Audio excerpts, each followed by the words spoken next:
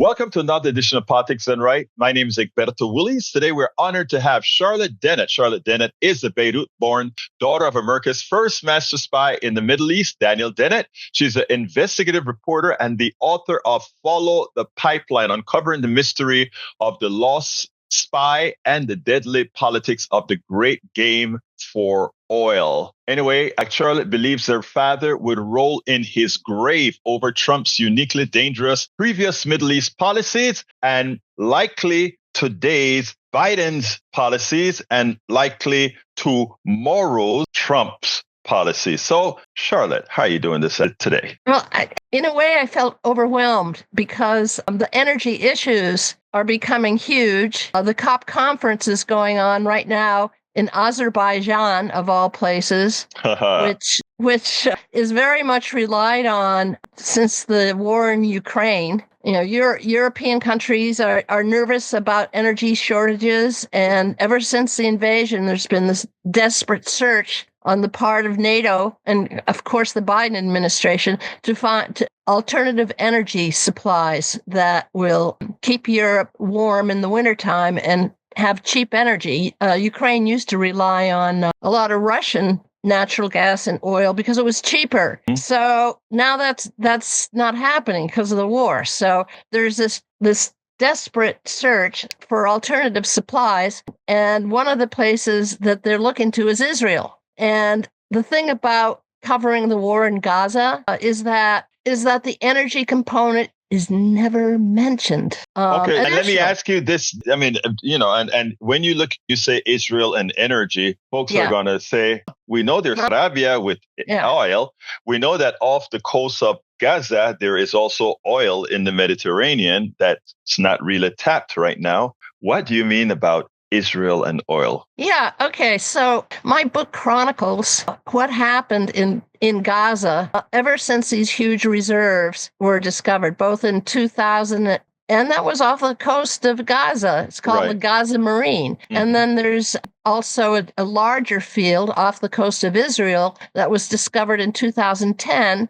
And that whole thing is called the Leviathan field. And it turns out that these fields of energy are worth $500 billion once they are tapped. So they're large reserves. Yeah, they're large reserves. Yeah. And so finally, Israel, especially under Netanyahu, has been seeking a way to exploit its oil and gas and to create an energy corridor that would go up the coast of the Mediterranean.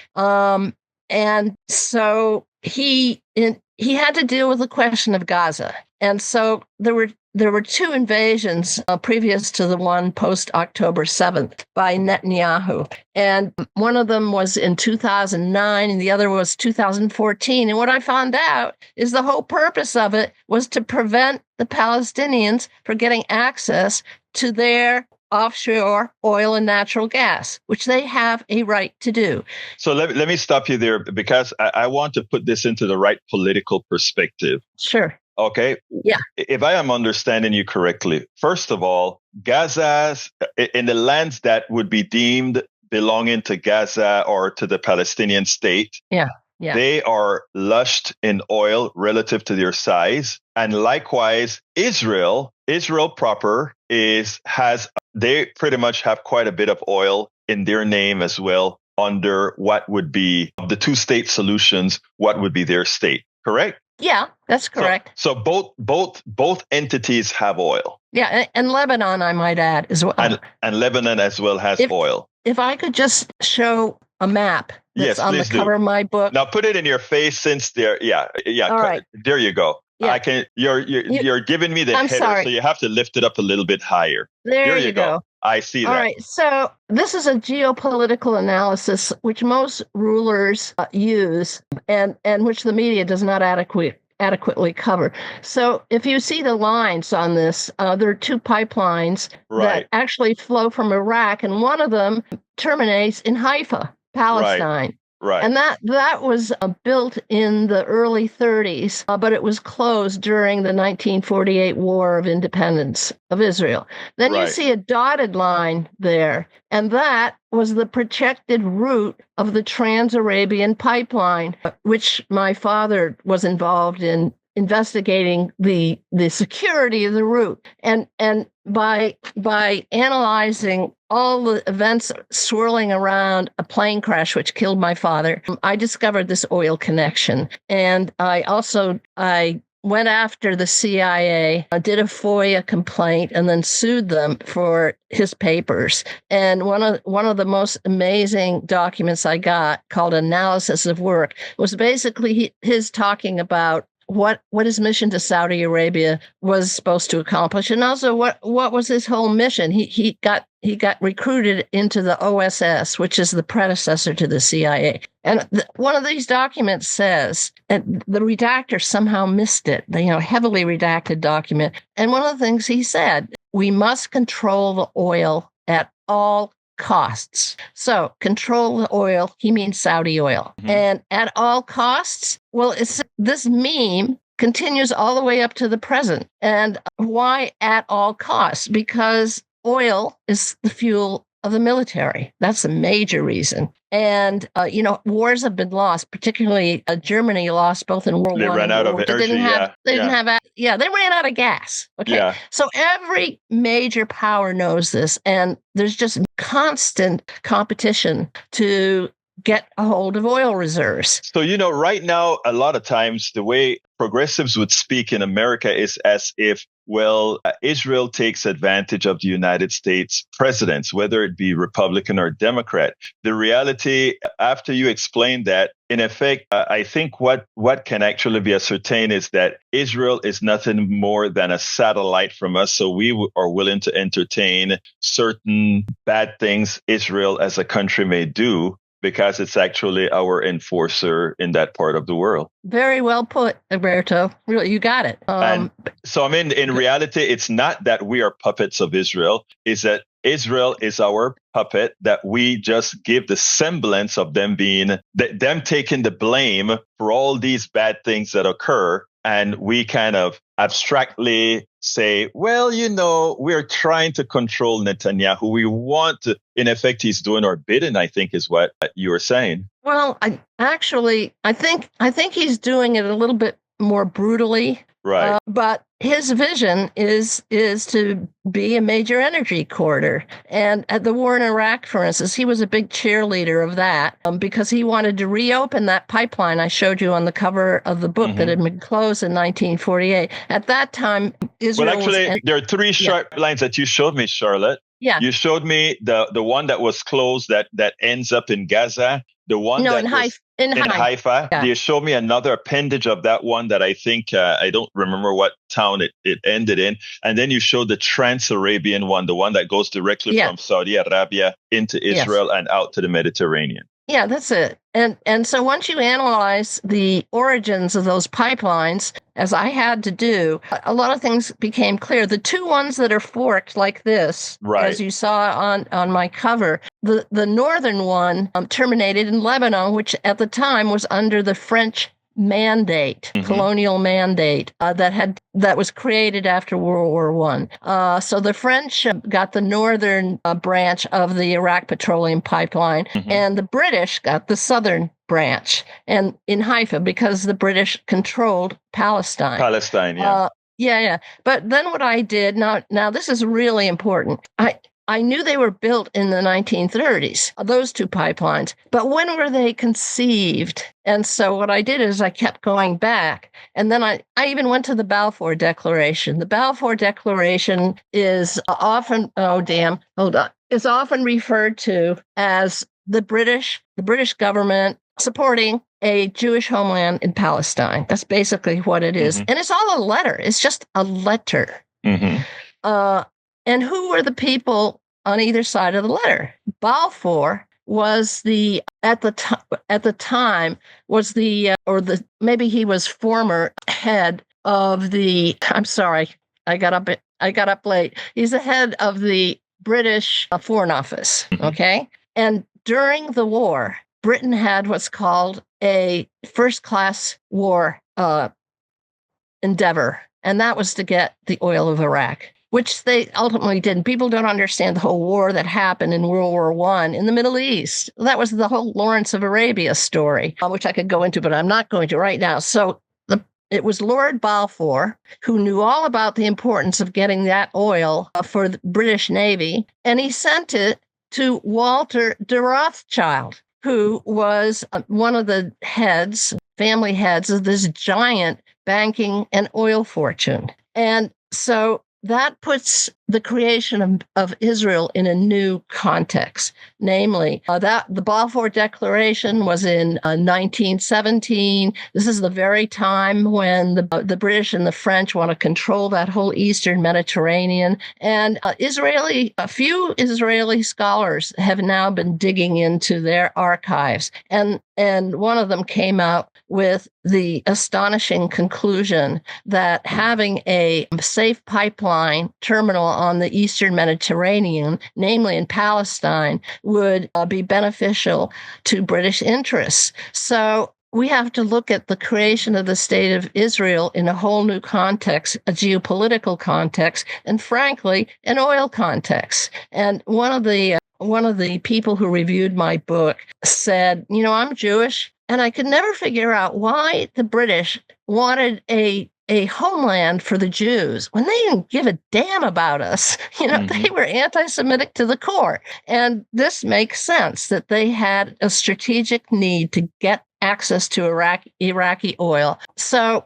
it's not so much that the big powers cared about what was happening to the Jews during this period. Yeah, Israel was a colonial outpost. And because there were European Jews that were going to be developing Palestine into Israel, the U.S. felt they had a better ally than if they allied with Muslims. There was a lot of racism towards the Muslims at that time, and they didn't think Muslims were becoming nationalists, and they were beginning to fight a colonial penetration of their lands. So the U.S. and Great Britain did not want to rely on Muslims. So you have Israel. Also, Lebanon became a state where the government was ruled by a Christian Maronite. The presidency goes to the Christians, and then the Sunnis have the prime minister, and then the Shiites have the Speaker of the House. And this was an arrangement that worked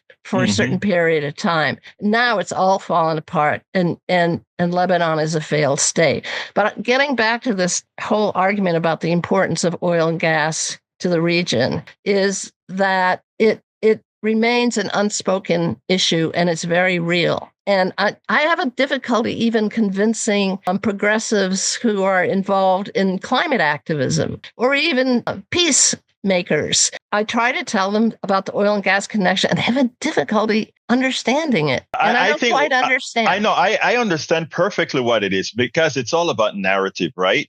And like I said earlier, the plutocrats, the oligarchs, the capitalists, they always do something.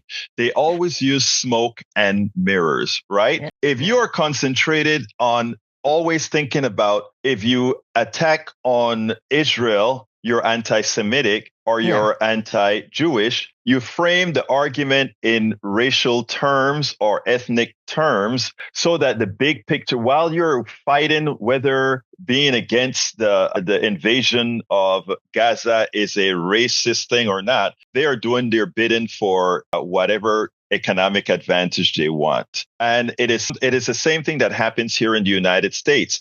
Why did Donald Trump get elected again? You change the picture. You turn the picture into those foreign folks, those immigrants, those you make it about everything else than what it really is. So I mean, that's why I was so intrigued when I got the notion that you had some other perspectives as to why the war is continuing. I mean, there's a piece that I read where you spoke about this arrangement in 2023 that we had with these four nations: Saudi Arabia, the United States, States and a few other coming into a united pact, and then we get this terrorist attack. Kind of put that into context for me. Yeah, okay. Well, that's one of the things I research. There's October 7th when the Hamas raided Israel and killed a lot of people. And then there's before then. Okay. You can't understand what's happening now unless you go back in history. Right. You just can't. And so what I learned is I was trying to understand why Biden just, he'd say one thing and,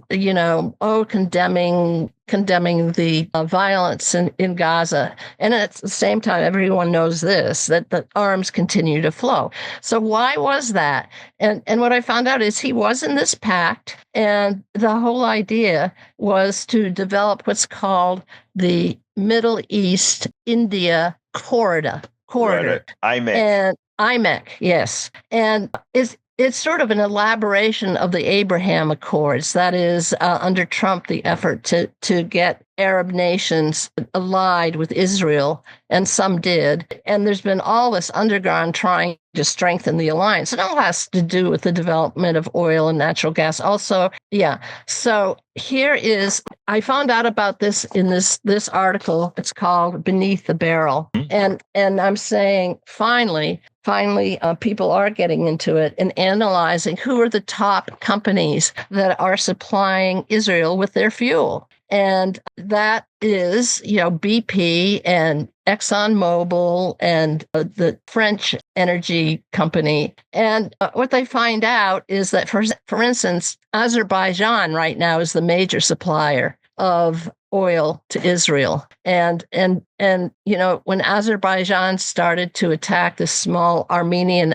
enclave close to Azerbaijan, I learned that Israel was supporting them. So now putting it in the whole picture, one of the things I learned is that this natural gas, finally getting to your question, this natural gas pipeline is envisioned. And when I looked on the map, I could see that it really followed the same, it seemed to follow the same path as the Trans-Arabian pipeline. And by the way, the Trans-Arabian pipeline is what put the United States on the map as a major power, eventually the major power. And so we come back to what my father said, we must control the oil at all costs, because that oil is turning the U.S. into, as I said, a world power, just because of the wealth of the Saudi oil. And another great article that helped me understand this came out in March 1947, March 2nd. This was like 2 weeks before the plane crash of my father. And the headline is Pipeline for U.S. Adds to Middle East Issues. And one of the key lines in this, if I can read it, protection of that investment and the military and economic aspects of security represents inevitably one of the major prime objectives of American foreign policy in the area, which already has become a pivot of world politics and one of the main focal points of rivalry between East and West. Well, East was Saudi Arabia. East was Russia. And throughout this whole thing, Russia's been the target. They've never given up. They're always concerned about what Russia is doing. And of course, now China is getting into the picture in a very big way. That's why the title of my book refers to the deadly politics of the great game for oil. Well, that's on steroids now. And I predicted in my book that soon, because of the $500 billion worth of oil and gas off the coast, the Mediterranean coast, this was a tinderbox ready to happen. It's happening. This is what we're in now. This is the thing that Netanyahu knows, and many world powers knows, that if you have a vision for creating an energy corridor running up the Eastern Mediterranean, you got to have financing. And no bank will finance such an infrastructure as long as there's unrest. Right. Must protect at all costs. And so that's what's happening. Netanyahu thinks that by destroying Gaza, flattening Gaza, now he's going into Lebanon. This has been a long-range plan. There had been two previous invasions of Lebanon. Anyway, that's the situation. And I mean, it's just so overwhelming. Now we're into drill, baby, drill, by Trump. I find it ironic that we talk drill, baby, drill when we are already producing more oil than we're actually using. So I think he means drill, baby, drill. Let's explore. Let's go ahead and export the excess from our country, since we are now the number one producer of oil. And also, let's go ahead and just throw all that gunk into the air. Charlotte, I mean, I understand all that you're saying. It really upsets me often, however, when we talk about oil shortages, etc. I just want to make it be clear to the audience. There is no oil shortage now.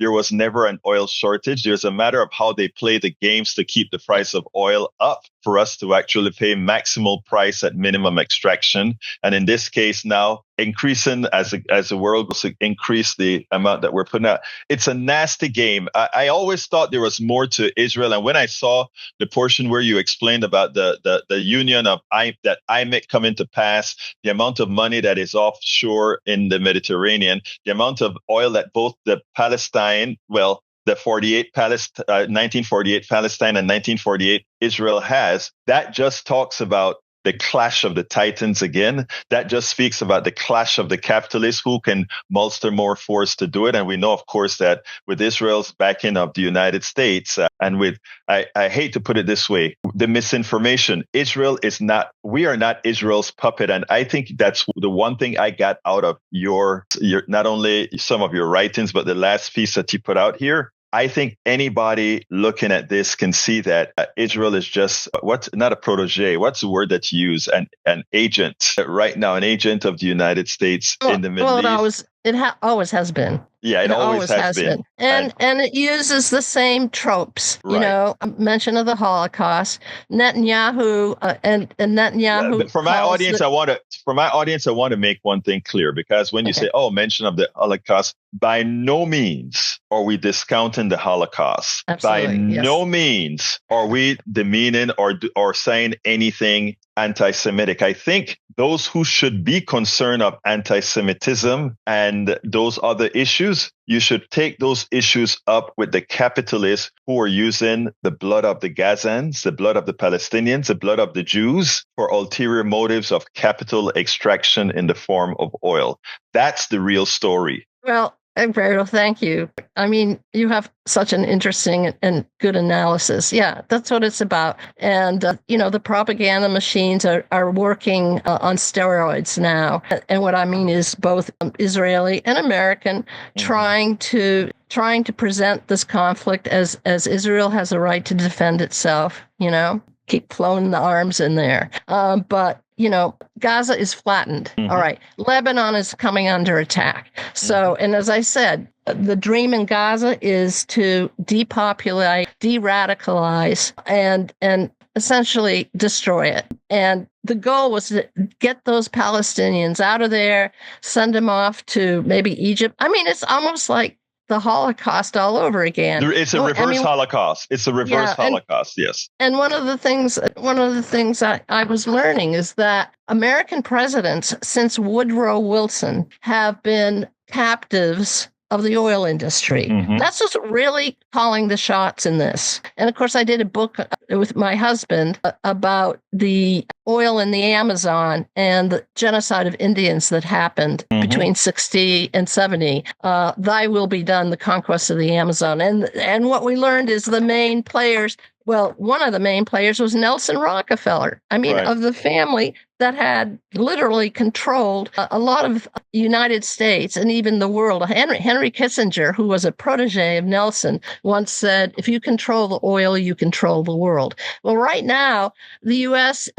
did that very well, but now it's viewed as a declining power. And so you can see the other great powers going at it again. And I found even in World War II, I found out that our former allies, Britain, France, and the Soviet Union, were all vying against each other and against the U.S. to try to get the oil of Saudi Arabia. And they did not succeed. But anyway, now the U.S. is in the empire, which it most definitely is. 500 military bases around the world? No, we are an empire. We are a colonial power. Absolutely. There's no doubt. So when I say that they've been essentially held hostage to the oil companies. Wilson in World War I, he wanted to create a state of Armenia. He felt guilty about what happened to the Armenians. And it was going to encompass an area that is now known as Baku. And the fact that he wasn't able to do it because the Russians got a hold of Baku during World War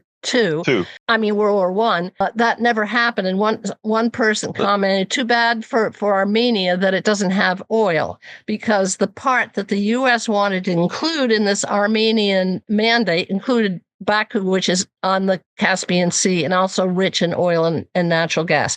So you have the Armenian genocide that happened, which we could go into, but that was the tragedy of World War I. And the oil connection is seldom mentioned, but there are several books that have gotten into that. Then there's the failure to rescue the Jews during World War II. And our analysis is that FDR was faced with a dilemma of how do you rescue Jews and at the same time secure the oil of Saudi Arabia, because Ibn Saud did not want emigration of the Jews, the survivors of the Holocaust, to go to Palestine. And so what happened is that in 1943, when the Holocaust became known, the major powers just didn't care. They were more concerned about securing Saudi oil, because Ibn Saud said, you can't have it going to Palestine. I will not allow that. So that was the dilemma. The Jews got screwed, failure to rescue early on. And then we just keep on going right up to the present. And, it is sad. The countries that have been attacked and it is sad, on but the grounds Charlotte, of terrorism. It's amazing how we use a lot of the other things. We use terrorism, we use racism, we use all these isms. Yeah, so that that's the pretext. The pretext is always used so that the capitalists can capitalize on the few capitalists can capitalize on that which harms most of us. Give me a closer, Charlotte. We're in very dangerous times, and everybody knows that. Now, at the COP conference that's going on right now, the activists are being arrested. Journalists are being arrested if they criticize the COP conference, if they criticize Azerbaijan. I mean, what a place to hold a conference that's supposed to be controlling and diminishing the impact, the reliance on oil and natural gas. I mean, Azerbaijan is rolling in it. So it's just when people dissent and then suddenly they're getting arrested, and journalists are getting arrested, and now what's going on the one hand, it's amazing the amount of protests finally that are happening about Israel's treatment of the Palestinians. But of course, now under Trump especially, they want to pass a bill that just outlaws all dissidents, arrest them and sick the military on them. So we're in the fascist time now. Not only to speak about what's going to happen to 501c3s if that bill goes through today. That's exactly. So deplatforming. We'll deplatforming is massive. Well, and now Charlotte, they're trying. No, go ahead. Finish. No, I mean, now there's a bill being advanced by the House that would go after all nonprofit organizations that have dissenting views. It's just amazing. The sad thing about it is the president reserves the right to simply say, you are a terrorist. Sympathizer. And if you're a terrorist sympathizer, you have 90 days to prove otherwise. But, no, we don't have to listen to you. You're deplatformed. You no longer are a nonprofit. It's a shame where we're heading to. But again, I think we were heading there, Charlotte, because a lot of people didn't know. But with books that you write, with the messages that you come out and being on platforms like this, we're slowly informing people. So Charlotte Dennett, thank you so kindly for having Just follow the pipelines. If you want to understand all these wars, follow the pipelines. So folks, Charlotte Dennett is the author of Follow the Pipelines, Uncovering the Mystery of a Lost Spy and the Deadly Politics of the Great Game for Oil. Thank you so kindly, Charlotte Dennett, for having been here on Politics Done Right. Thank you, Egberto, and thank you for your wonderful analysis as well. We spend a lot of time deconstructing the news, trying to parse it into a form that everybody can understand. We try to find those little nitpicks where it flies above the fray, etc. If you really like these videos that we do, I want to ask a big favor. Please go ahead, number one, subscribe to our channel, and number two, please join if you can. Thank you so kindly for watching. Keep watching. Please remember to share. We must populate the entire internet with our progressive message, a message that we know is what most Americans say that they want. So help us, please join.